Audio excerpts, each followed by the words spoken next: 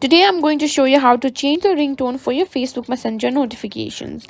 Let's dive right in. First, open your Messenger app and make sure you're logged into your account. Next, tap on the three horizontal bars and go to Settings.